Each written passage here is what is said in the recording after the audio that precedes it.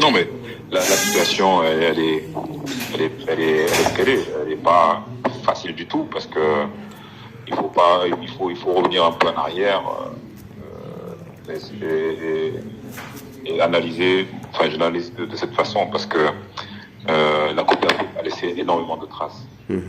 C'est vrai on a eu des joueurs qui ont eu du mal à débuter cette compétition et puis au fur et à mesure sont montés en puissance. Ils ont été au fond d'eux-mêmes parce que tout le monde se rappelle que le début était très très poussif et puis il y a eu un sursaut d'orgueil et dans des conditions climatiques aussi difficiles et ils ont réussi à tirer au plus profond d'eux les dernières ressources, les ressources mentales, physiques. C'est vrai. Et là, quoi qu'on puisse dire, c'est pas les robots, c'est les êtres humains. Donc, Bien sûr. ça puise.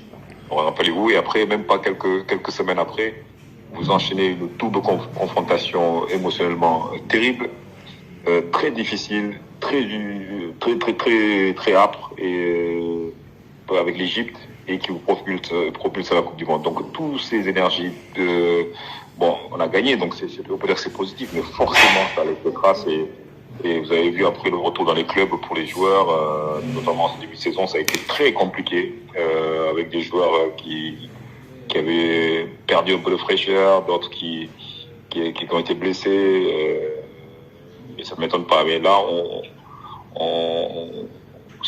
pour moi, je dis que c'est quasiment, enfin, c'était inéluctable parce qu'ils étaient un peu au creux de la vague. Mais la tendance, là, ce que je vois, bon, sur les flancs, c'est sûr que on a été touché, lourdement touché, parce que Savali, pour moi, c'est un joueur indiscutable, mais on remplace pas un joueur comme ça. Après, Bounassar est arrivé, a réussi à faire le job, mais malheureusement, il a été aussi impacté. Et aujourd'hui, quand on sait que la force du Sénégal aussi, c'est sur ses flancs, même si dans l'axe c'est costaud, mais sur ses flancs, avec un Saloussi, un Bounassar, avec un Savali, avec tous ces automatismes qui ne sont pas faits aujourd'hui, qui sont faits au fur et à mesure des défaites, des matchs âprement disputés de qualification de Coupe d'Afrique, Coupe du Monde. Donc c'est des automatismes qui ne s'inventent pas. Donc, et qui plus est, très peu de temps de préparation pour cette Coupe du Monde, même s'il y a eu quelques petits matchs amicaux.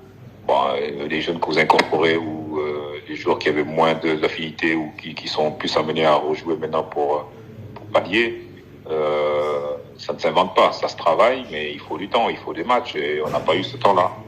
Et s'il y a des couacs aussi, il faut savoir les analyser. Moi, je suis je me positionne pas comme un supporter. J'essaie de prendre du recul pour pas rentrer dans l'émotion. Et il faut comprendre aussi ces difficultés. S'il y a des couacs, ce serait presque logique. Même si les joueurs se battent, certains automatismes, vous n'allez pas les créer le jour du match. Donc on sait l'entente que Sadio Mané avec Saloussi, avec peut-être Fodé Ballo-Touré ou un autre. Bon, ça va être peut-être un peu plus difficile. Ça va être beaucoup de discussions. Mais forcément, il y aura les failles parce que c'est dans la compétition qu'on voit les failles et puis qu'on essaye de corriger en espérant que ça ne cause pas trop de dommages.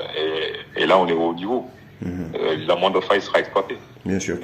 Mais c'est comme un moteur qui est huilé. Bon, une Formule 1, bon, elle est réglée, quoi. Et là, on a été réglé un peu sur les flancs. Bon, tant bien que mal, le coach sait très bien, en tant que défenseur, milieu de terrain, les automatismes, bon, il essaie de tenir tout son groupe, mais c'est pas évident, hein. C'est pas évident du tout.